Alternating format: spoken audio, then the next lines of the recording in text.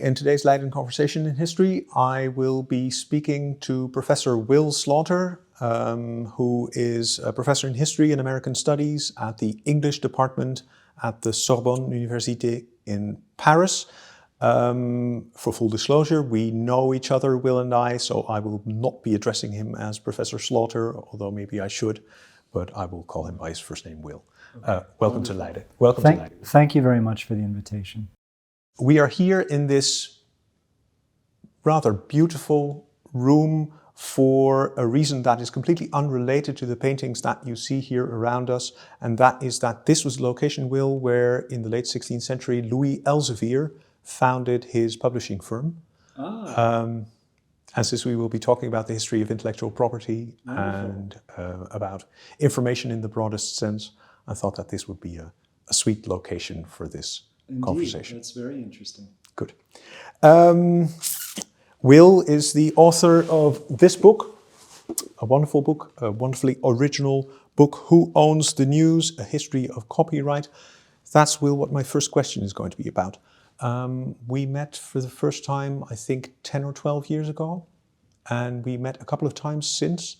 And I think during one of these occasions you told me, when the book wasn't finished yet, that you were concerned about the fact that maybe academic presses, maybe this was specifically in the US, that academic presses would not be interested so much in a book on the history of copyright. Now, to me, this looks like a very timely book, right? In the information landscape that we live in today, it's exceptional that an historian is working on these themes. Why were you so concerned at the time that it would not be regarded as a topic worth publishing on?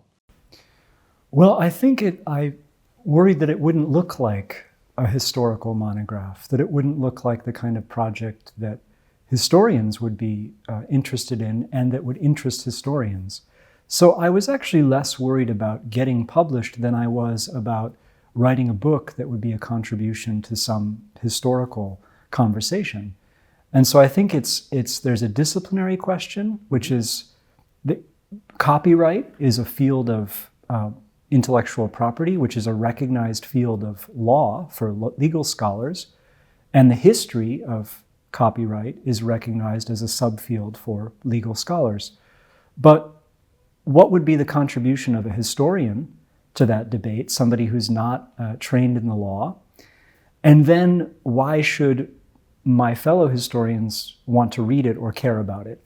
So I was thinking more in terms of how do you take a topic like that doesn't seem to have an obvious contribution to existing historiographic debates, that seems to be something that covers a long time span and resonates with today, but doesn't have necessarily an obvious link to other historical questions. And I think that you could find similar problems, if you will, with the history of the book. Initially, you can think of scholars who worked on the history of the book who successfully attached it to some big historiographic question, like Elizabeth Eisenstein's pioneering book that linked it to the Reformation, the scientific revolution. You need to know, if you don't know about printing, you're not going to understand these things as well as you might. Or Robert Darnton saying the Enlightenment, the coming of the French Revolution, there's something fundamental that we need to look at with how books are produced, distributed, and consumed. So I was worried about that kind of question, that if you just take the long history of that's kind of an institution like the law, how is that going to interest historians? Has that worry now receded after publication? Well, I'm still not sure it's a subfield of history. I think that it is an interdisciplinary field that has gained interest, and that especially in the English language academic world. I mean, I see a lot more work on sort of critical histories of intellectual property in Canada, the UK, Australia, South Africa, the United States than I do in, say, France or South America. So there may be something about the way law faculties are organized and something about the way disciplines are configured in certain countries. But these conversations are starting to happen, but historians are not a very prominent part of these questions yet. There's a few people that are, like Adrian Johns, wrote an important book on the history of piracy. There's one of his students who wrote a book on the history of piracy in China. There are, Peter Baldwin wrote a book on the history of copyright. But it's been of more interest maybe to literary scholars, film scholars, and legal scholars, of course, than it has been particularly to historians. And do you have an idea why that is? Because to me, as an historian of information, I consider myself to be an historian of information in the broadest sense. To me, this is a very timely book. This is a book that I wanted to read, that I wanted somebody to write. It makes perfect sense. This addresses many of the questions that I'm faced with in my own research on a daily basis. So have historians received the book as you had hoped that they would? Well, I'm not sure yet, because it had a lot more reviews by legal scholars than it did by historians. And I'm with you. I think that this is important to study, not just as a long history of the development of the law, because that could be done through pure study of legislation and court cases that legal historians can do quite well and better than me.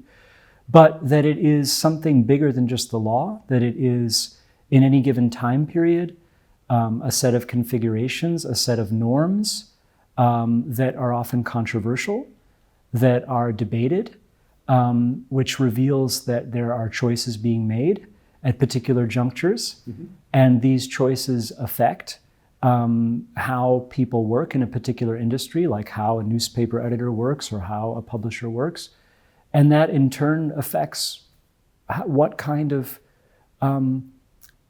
texts or images are produced, and then how they circulate, and the extent to which they can be copied or translated or taken up. And so I think that this is important, that it's about studying kind of the underlying structures and processes by which texts and images and other works of the mind are produced and circulated. Yeah. And at any moment, we'd want to understand, it couldn't be the only thing that would explain why something circulates as opposed to something else, but it would help explain that. And then that could get you to the question of how people know what they know, or how people are having their attention drawn to one thing rather than another. We'll come to images shortly, but I first want to talk to you about the more canonical sources of historians' texts. My main interest in your book came from the fact that you were working on news. I'm very interested in news as a sort of first impression that information makes on people. In a sort of raw sense, you can see how that affects them, what their perceptions of new information are. Why did you decide to work on news? Well, I started working on news pretty early in my doctoral dissertation. I was particularly interested in where the information that people read came from. And I saw early modern newspapers like the ones that you've worked on and the ones that I work on in the 18th century as being collective works, as being kind of the result of a collaborative process. I was quite skeptical of the notion that every text could be traced back to a single intention by an author, and that attributing it to an author would explain everything. So I looked at how, even if you knew who the author was, you could trace what happened to that text as it was copied and edited and translated and put into a new context. And so I started to see the early modern newspaper, and in many ways this continued through the 19th century into the 20th century, when you have a different model of a more professional journalist who's signing their name on an article. But these earlier newspaper articles were so much the result of this collective process that I was interested in that.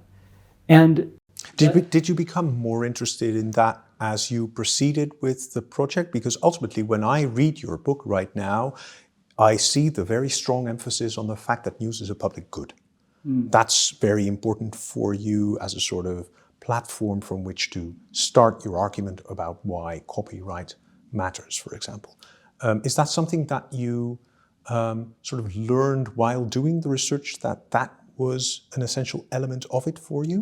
That's right. In a way, retrospectively, I can see that what I was doing was moving from a very kind of micro-level history of how information moves and how it evolves as it travels to a more structural study of the rules of the game. Well, what can be copied and what cannot be copied? And what are the kind of shared norms, whether they're set by the law or by some kind of protocols that editors agree on and journalists decide is how they work? How does that affect this process of transmission? So I was kind of stepping back.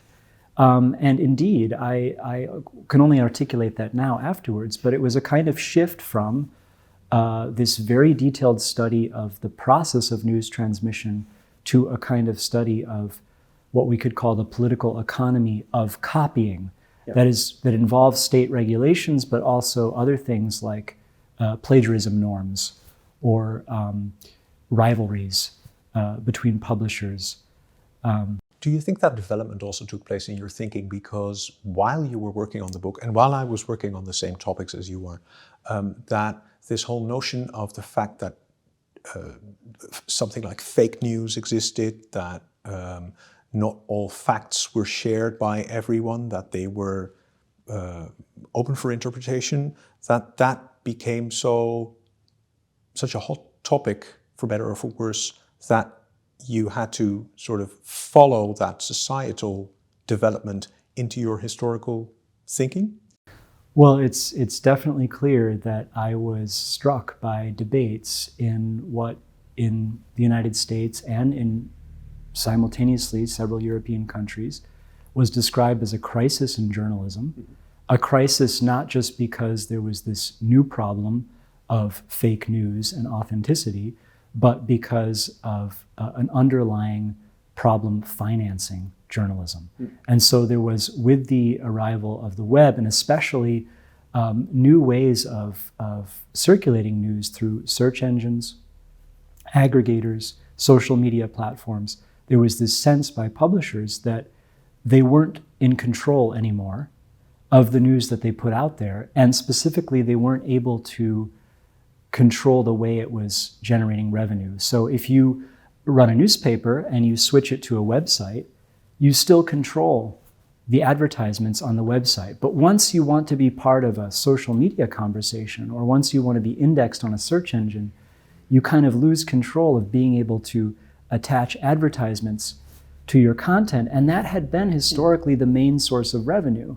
I mean, you can go back, it depends on countries and traditions, but you can go back to the 17th and 18th century and the rise of advertisements that become really important.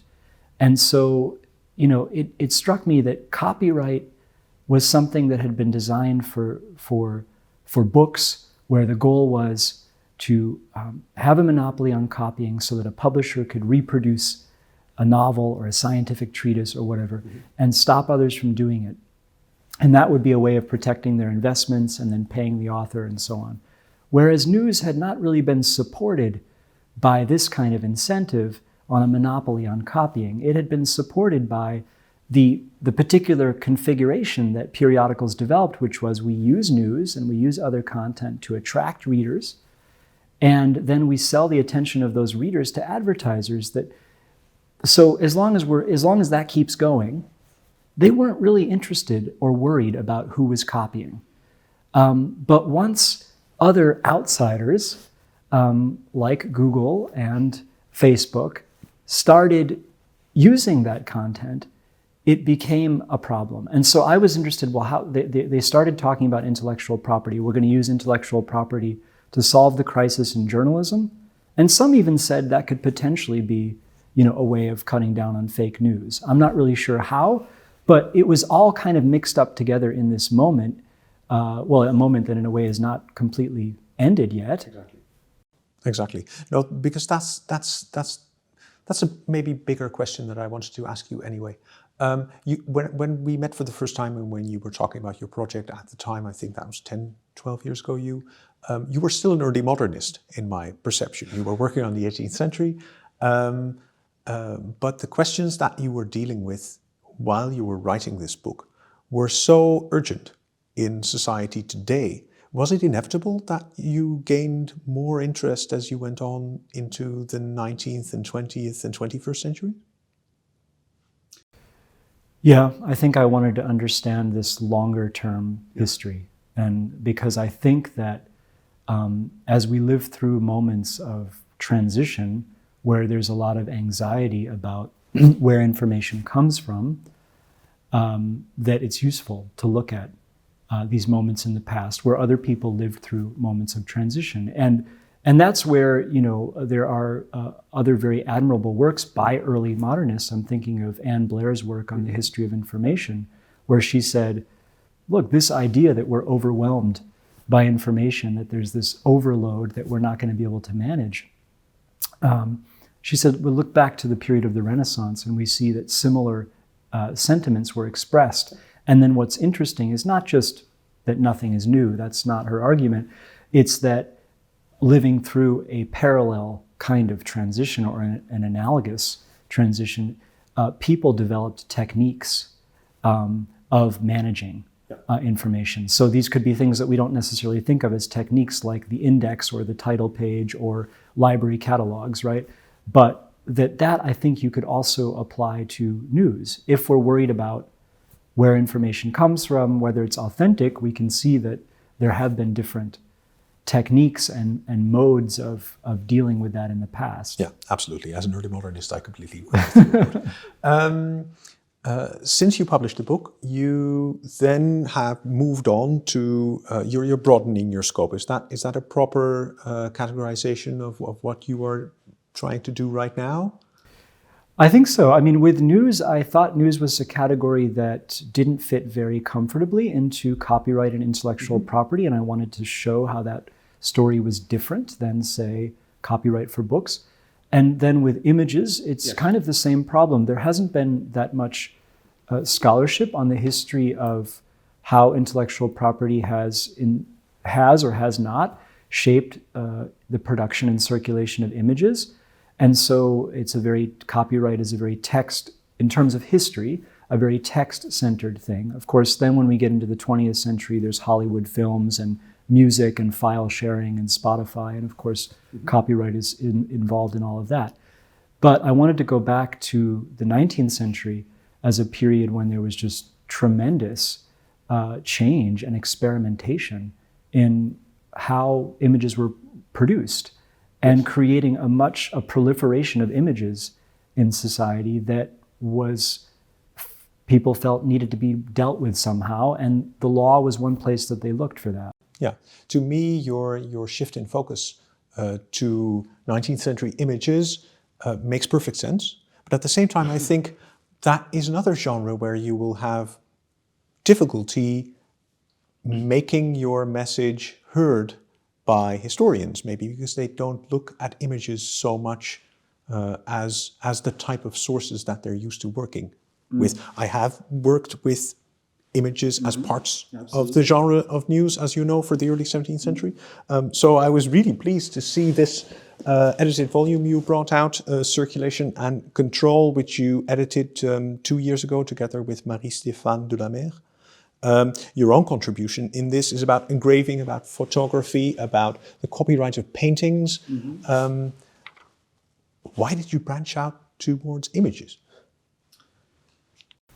I just think that that's part of the privilege of having a secure academic position and feeling like I can follow interests. I mean, to go back to your first question, one of the things I was worried about is where's the center of gravity of my work in terms of chronology, in terms of discipline and that sort of thing. I've learned to live with that concern in the sense that I don't mind so much anymore that there is no center of gravity. But, we do actually confront the problem of images today and their circulation and who has the right to reproduce what. And so you bring up the example of the photograph and the copyright in a painting, and the question in my case study is about who has the right to reproduce works of art, and when and in what conditions. And this is something that we're still working with now. And I wanted to kind of go back to a case in a very early part of the rise of commercial photography, where there was a lot of experimentation, and there were stereographs, that is to say, two photographs that, when printed side by side and viewed through a lens, enable people to kind of have the illusion of a 3D experience. And this was actually marketed at the time, in the middle of the 19th century, as a way of creating a poor man's picture gallery, of making art more available to a wider audience, at least a middle-class audience at the beginning. And of course, that created a new problem for painters and those who wanted to buy the engraving rights in paintings, that suddenly photographers could produce a new product that was clearly imitating or potentially copying a work of art. You're now moving towards thinking about, in the broadest sense, I think, the history of intellectual property, which is an even bigger topic, I would say. What struck me when I saw this volume of essays, I hadn't seen a physical copy yet. I'd only seen the digital copy. And I noticed that it was published deliberately, I suppose, in open access. That's right. The existential question that follows is how, as an historian of intellectual property, can you, on the one hand, produce historical scholarship, and on the other hand, not have self-doubt about the meta-questions that surround you when you are also being surrounded by people who are creating, shaping intellectual property all the time? How does that work? How do you not become schizophrenic in doing that? Well, accept a certain amount of uncertainty and take a few risks. I mean, even Open Book Publishers is a scholar-run publishing group, nonprofit in Cambridge, UK. And I knew that Mary Stephanie and I knew that we wanted to work with them because they had produced other works on intellectual property that had been very widely accessed and downloaded and so on. So it seemed coherent with our project.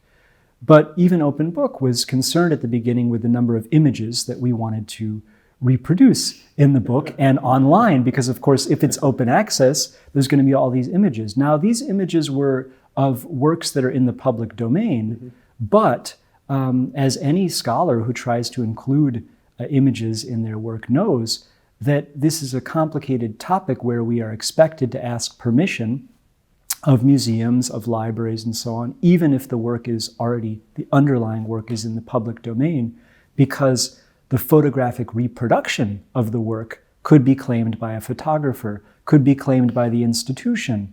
Now, this is an evolving area of law too. In the EU, that's a photographic reproduction of a painting, for example, that's in the public domain is not supposed to be covered by copyright. But then when you get to things like a sculpture, it becomes more complex because the lighting and the angle of the photograph could be a work, a work of creativity to reproduce the sculpture. So we had to have conversations with them, and the fact that we had a lot of lawyers involved in writing and contributing to the book helped in making the case. And ultimately, they were like, "Yeah, you've demonstrated that all these works are in the public domain, so we're going to reproduce them." But there's a strong sense of irony there, that you had to convince the publishers of this type of scholarship that. Well, because how do you make something open access? The author of an open access article can immediately say, "Yes, I want my work to be out there." But there may be problems. For example, the journal, if it's a scholarly journal that's published by a scholarly society, and for historical reasons, scholarly societies have often depended on the revenue from their journal as well as the revenue from their conferences in order to exist. This is a nonprofit operation, and yet it's a source of revenue. Same thing goes for museums that had, saw paying a photographer to reproduce works in their collection as something that cost money and that they have to then recoup. And so you can understand why the question of potentially paying for, or at least asking for permission, still comes up. I could download the book here in my desk at Leiden University. That's the whole point, of course, of open access. When we are talking about these big issues like intellectual property, like copyright, it's very much, or certainly has become right now, a global story. Does the local still fit in? I'm asking you as an American scholar working in Paris. You have seen different cultures, different traditions, different intellectual environments. Is there still room for local approaches in the field of the history of intellectual property, in your view? That's interesting. I think if you take the long view, the rules of what we now call intellectual property, there was much more variation in the past. And the process of the 20th and early 20th century is one of harmonization and internationalization. So it may seem that there's just kind of one set of rules. These are governed by the Berne Convention and other international treaties and trade treaties that really give teeth to sanctions and enforcement of intellectual property. And yet, even within that, there's still quite a bit of variation, and it can be important. If we take France and the US as an example, they're both part of the Berne Convention, but they have quite different underlying rationales and rules about copyright. In the French case, there's much more of an emphasis on moral rights. These are rights that are seen as attached to the personality of the individual creator.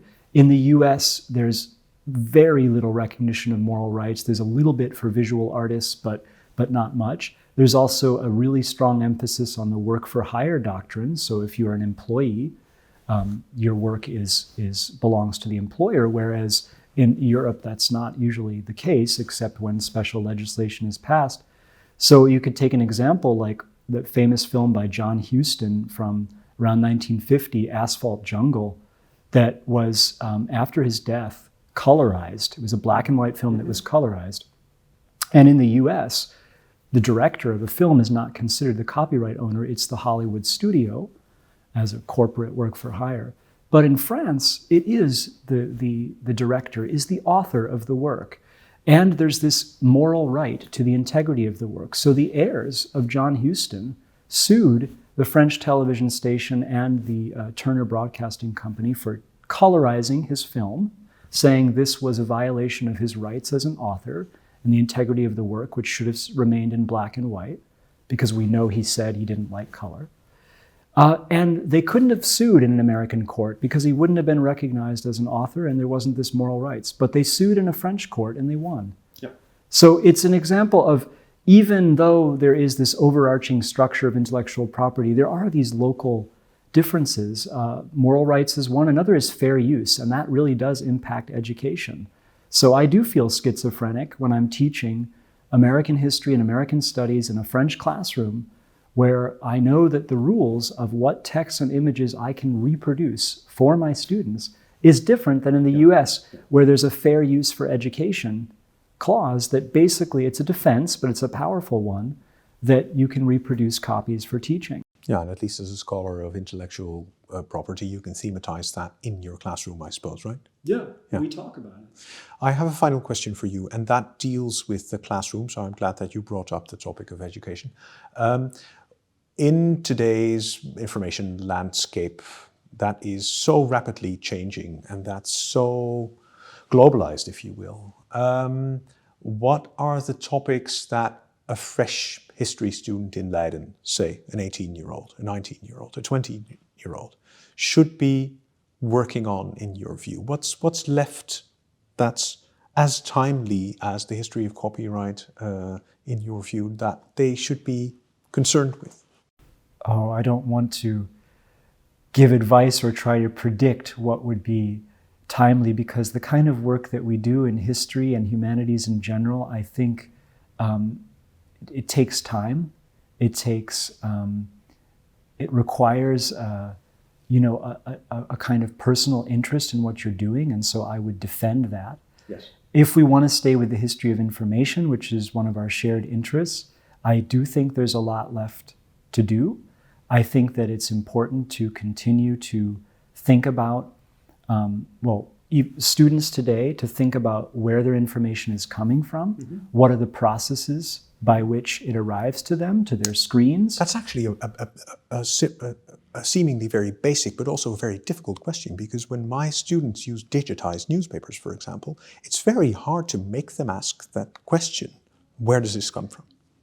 Well, I think that's where kind of comparison and juxtaposition of sources is really important. We know from looking at early modern publications how difficult it was to trace the origin of any given text. And so just to kind of get them to see that is still a dynamic that is at work today, that some of the content comes from a press agency, that some of it comes from a journalist who has read either another work in the same language or a work in another language and has kind of transposed, as it were, not necessarily, not doing their own work, but you see the same figures, you see the same metaphors, you see the same things that kind of run through the press even today with supposedly strong norms of let's not plagiarize and let's make sure we give credit to X or Y publication that's already initiated. You still see this kind of collective process.